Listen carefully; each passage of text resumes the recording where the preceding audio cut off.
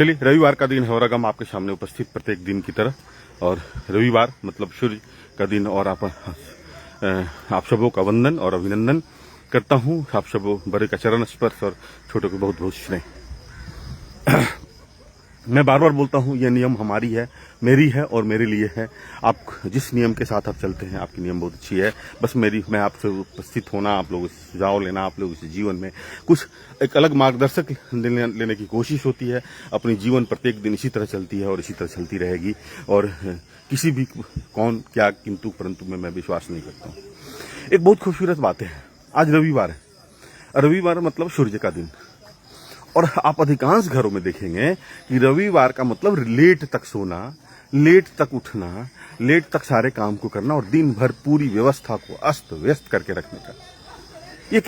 ये कैसा हमारा सनातन संस्कृति और किस रूप में हम अपने आप को बदल लिए, हमें खुद भी पता नहीं चलता है कि हम अपने बच्चों को क्या शिक्षा दे रखे हैं कि आने वाले जनरेशन में, आने वाले वक्त में कैसे हमारे बच्चे अपनी सनातन संस्कृति को संजोएंगे और बचा कर रखेंगे।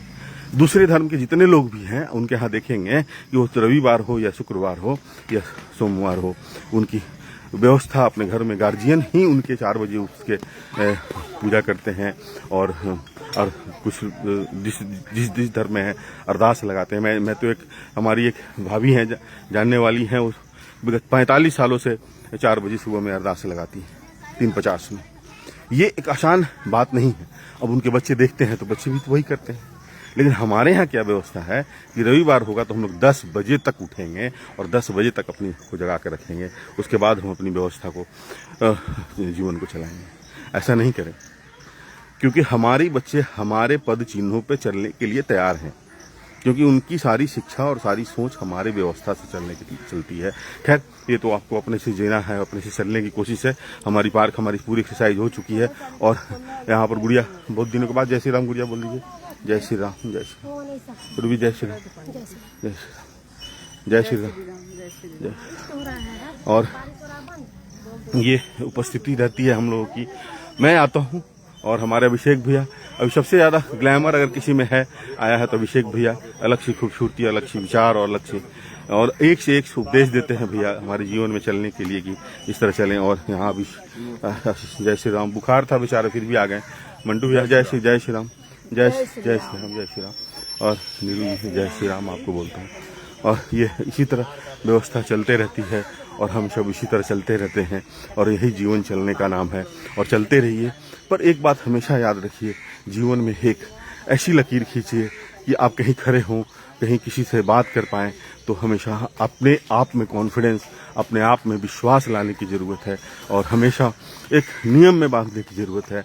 और कोशिश करें कि जो आपका सनातन संस्कृति है, जो हमारे ईश्वर हैं, उनके लिए आप हमेशा अपने को समर्पित, क्योंकि आपकी जीवन शैली कोई किसी तरह का कोई वाद विवाद जीवन में नहीं होना चाहिए। अगर लगता है कि वहाँ पर वाद विवाद हो रही है तो वहाँ से विड्रॉ करें और वहाँ से हट जाएं, क्योंकि आपकी जीवन का ऊपर का जो मस्तिष्क है वो आपका घर है वो।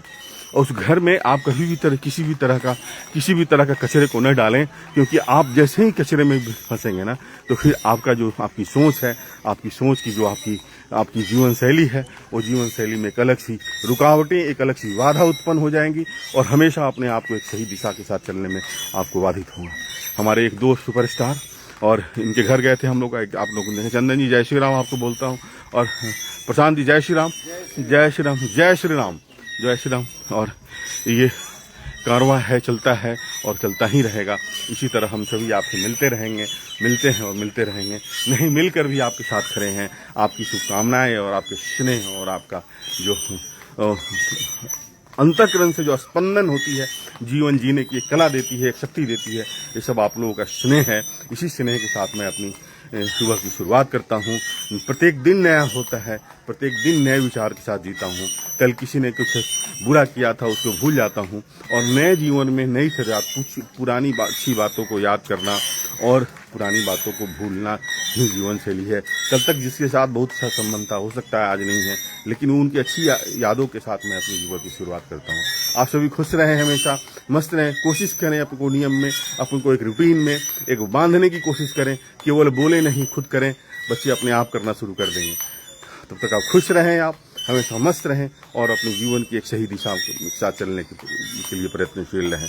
सबों को पुनः वंदन करता हूँ और पुनः सस्नेह छोटों को आशीर्वाद और बड़ों का चरण स्पर्श करता हूँ।